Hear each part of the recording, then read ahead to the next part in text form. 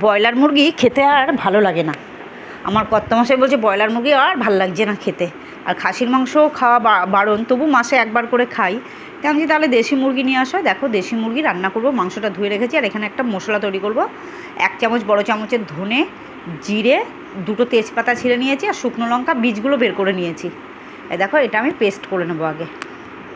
তেজপাতাটা ফোড়ন দিই আমরা, কিন্তু তেজপাতার যে কত গুণাগুণ তা আমরা মানে যে আগে জানতাম না, এখন আমি জেনেছি। তার জন্য এখন আমি তেজপাতাটা পেস্ট করে নিই। এবার আমি আদা, রসুন আর পেঁয়াজ একটা বড় সাইজের পেস্ট করে নিলাম। এখন সব মশলাগুলো একে একে দেবো। দেশি মুরগির ঝোলটা বলেছে একটু পাতলা পাতলা করবা, ব্রয়লার মুরগির মতো অত কষা কষা করবে না। আমি যে ঠিক আছে। এই দেখো সব মশলাগুলো এখন আমি একে একে দেবো, দিয়ে আর ভালো করে হাত দিয়ে আমি মাখবো, চামচ ব্যবহার করব না। এর মধ্যে হলুদ দিলাম, তারপর দেব হচ্ছে পরিমাণ মতো লবণ, আর সর্ষের তেল দেব। দেখো দিয়ে এবার হাত দিয়ে একদম ভালোবেসে আমি এটাকে চটকাবো।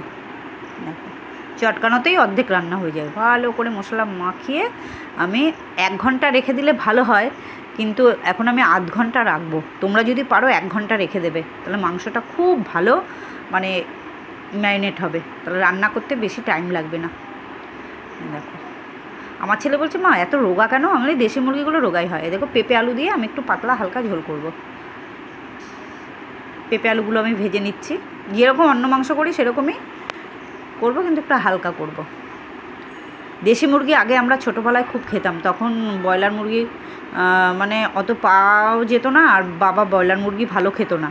ওই দেশি মুরগি কিনে নিয়ে আসতো, খাওয়ার আগের দিন 2 দিন আগে আমাদের বাড়িতে আবার দড়ি দিয়ে বেঁধে আমরা মুরগিটাকে আবার ঘর থেকে মুড়ি এনে খেতে দিতাম, চাল খেতে দিতাম, মুরগিটাকে ঝুড়ি চাপা দিয়ে রেখে দিতাম। পরের দিন পাশের বাড়ি কতগুলো ছেলে ছিল, ওরা এসে কেটে দিয়ে যেত। আমরা তো আর কাটতে পারতো না, বাবাও কাটতে পারতো না।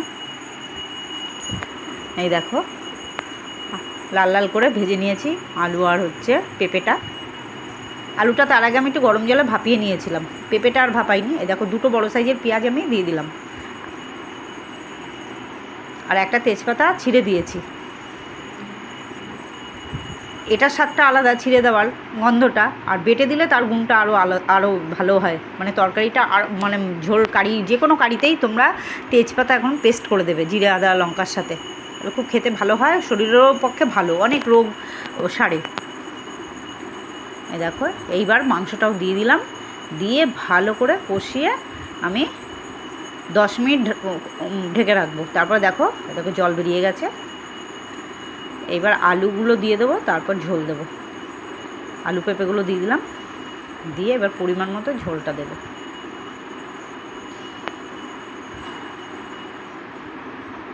পুরো মশলা ধোয়া জল গরম করে রেখেছিলাম আমি, ঠান্ডা জল কোনো কিছুতেই দিই না, তাহলে তরকারির গরম জলটা দিলে তরকারির স্বাদটাও বাড়ে, তাড়াতাড়ি সেদ্ধ হয়। দেখো রেডি হয়ে গেছে আমাদের আলু পেঁপে দিয়ে পাতলা পাতলা দেশি মুরগির ঝোল, গরম ভাতের সাথে খুব চলবে।